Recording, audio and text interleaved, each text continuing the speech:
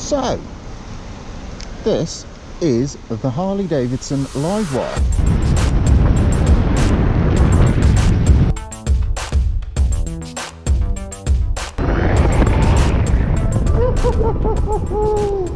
This thing goes like shit off a shovel. Hi folks, Toad here with VisorDown.com, and just thought I'd take a quick minute to update you on how we've been getting on with Harley Davidson's Livewire. So this bike is going back to Harley Davidson today, and before I took it back, I really wanted to just get it on one of these fast chargers and see what it was all about and see how easy that user experience was. I've been riding around Coventry looking for one of these fast charger units for probably about the last hour and a half now. Two of the units that I went to see said that they were working on the app, and the advisor who I phoned at ChargeMaster said they were working as well. But on getting to the unit, there was clearly an issue with them, and they were out of action, and they had to get an engineer sent out to them. There was another couple of units that had actually been vandalised, so there's an emergency stop button on the front of the unit of all of these units that you can press if there is an issue or a fire or anything like that. And some of them, they'd pulled the buttons or they'd smashed the glass, so they were also out of service as well. I mean, I have found this one, and it is good because it's going to get this thing charged back up to about 100% in around about 45 minutes, 50 minutes or something like that, which is pretty bloody good. I mean, if you plug this thing in on your 3-pin plug at home, it's going to take 8 hours to charge it up to full. That is the one downside of this bike that the Zero SRS that I was testing the other week doesn't have. That has got an inbuilt 6 kilowatt fast charger, so on a 3-pin plug it will charge it up in about 3 or 4 hours.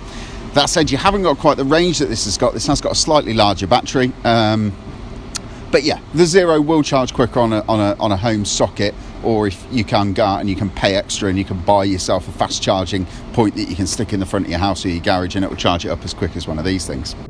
So why have we been riding the Livewire? Well, we went on the launch, not really the launch, we went on a press event for this in Barcelona at the beginning of this year or the end of last year. I can't honestly remember. And we were really impressed with the bike. Back then I said I thought this was the most complete electric motorcycle that I'd ever ridden in terms of the rider experience, the handling dynamics, the power, the speed, and also the range of the thing.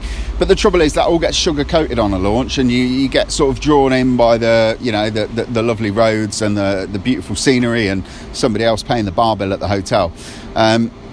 So we really wanted to get one of these in the UK, test it out on UK roads.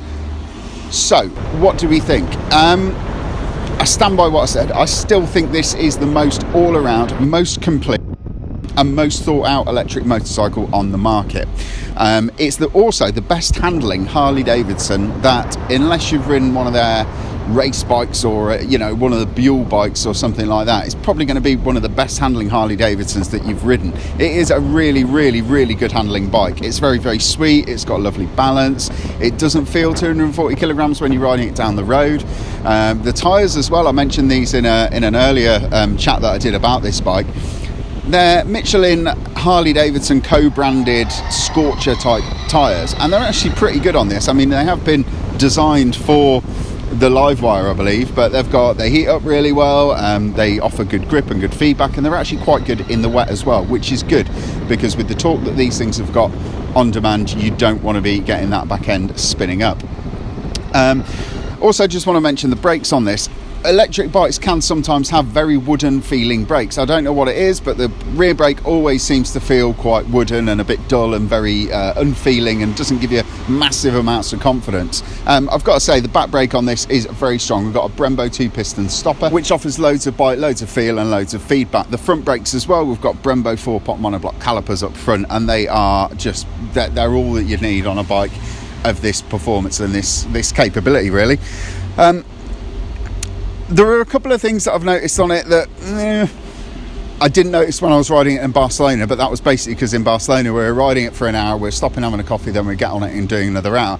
And I've been doing some, not long days in the saddle, because they're really difficult to do and to orchestrate on an electric bike unless you're very experienced at it. But spending a couple of days in the saddle of it, a couple of hours in the saddle of it, sorry, I should say, it isn't the comfiest of all the electric bikes out there. The seat is quite firm. The riding position as well is very focused, so you feel very involved in the riding experience, and that's really good because this is a high performance motorcycle.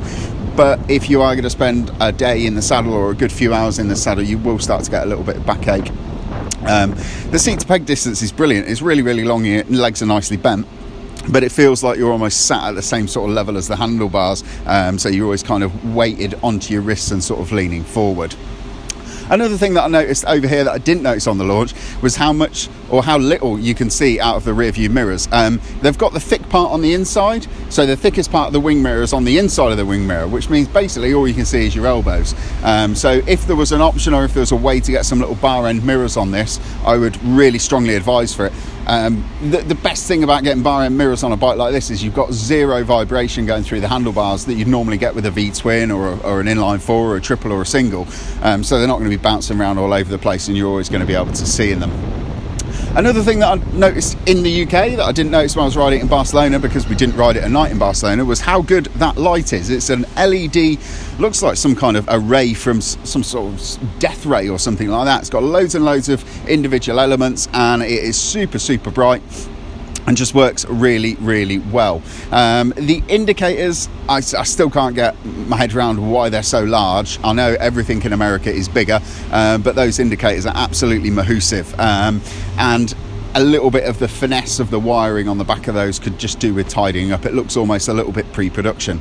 That said, you'll be able to whip those off and get some Rizoma ones on there in no time at all. So, talking about charge time, talks about how it rides and also some of the aesthetics and comfort of it. I need to talk about the range, because that's a big talking point. Now, regardless of what Harley Davidson or any motorcycle manufacturer claims about the range of their electric motorcycles, you will almost never be able to exactly replicate those test conditions on any road, UK, foreign, whatever. You almost need laboratory conditions to sort of get those results. I have found that with this, I can't replicate Harley's range, but I tell you what, this has got the best range of any electric bike that I've ridden. It's also an electric motorcycle that you can ride like a petrol powered motorcycle, and it will give you a genuine 100 miles out of it. So I'm not talking about riding it like your Peter Hickman on the last lap of the Senior TT and just absolutely nailing the shit out of the thing. What I'm talking about is using all of the potential of the bike and not being worried about how far you're going to be able to go. I rode it back from Gloucester when I first picked this bike up, and I didn't take it easy. From the word go, I was like, right, let's see how we can go, and if I need to charge on the way back, I'll pull over and I'll get some more electricity. And it got me from Gloucester to Coventry on a single charge. To put that into perspective, Gloucester to Coventry is around about 100 miles there or thereabouts, because I go the back way through Evesham and then Cirencester and down that way. I tried to take the Zero 50 miles down the M1 the other day at roughly the same speed, 65 to 75 miles an hour, pretty much all of the way, and I arrived at Motor Direct for my custom RST suit fitting with around about 10 or 15% battery left in the bike. Zero have kind of contested that and said that, well, I should have charged up halfway there, or I should have set off with more power in the battery, charged it up to 100%, but I couldn't find out how to do 100% on the Zero when I had it. I could only charge it up to 95. This will charge up to 100%. And I fully believe when you get on this thing and it says you've got 128 miles of range based on your current riding style, I fully believe that this is going to take me 128 miles. I don't get the range anxiety that I get pretty much as soon as you get on any electric motorcycle. You get that range anxiety in your head and you can't shake it. On this, I don't get it. It's really, really very impressive. Look, electric motorcycles, they are coming one day, sooner or later, further down the road. Who knows how far away it is. Harley Davidson have made an absolutely fantastic start on an electric future by creating the Livewire and making a bike that is the best electric motorcycle that you can go out and buy. I know it's expensive. £29,000 is a lot of money to drop on a motorcycle, be it petrol powered or electric powered. But there are people out there that want them, because Harley are selling them. They're not huge numbers, but there are people that want them, and people like premium things, and Harley, I feel, is a premium brand, especially when you look at the Halo models, which this is most definitely part of. If you are thinking of switching to electric, you are going to have to make some changes. You're going to have to make some changes to the way that you use your bike, the way that you store your bike. You're going to have to make changes to the way that you ride your bike, and little by little the bikes will improve. Year on year on year, with every update and every new model, it will get better and better and better and better.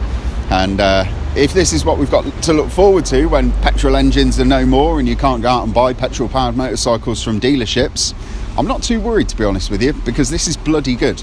Anyway, I've been Toad. This is VisorDown.com. Please don't forget to hit like and subscribe so that you can keep up to date with all of VisorDown's latest videos. For the latest news, reviews and motorcycle features, get yourself over to VisorDown.com. Thank you, folks.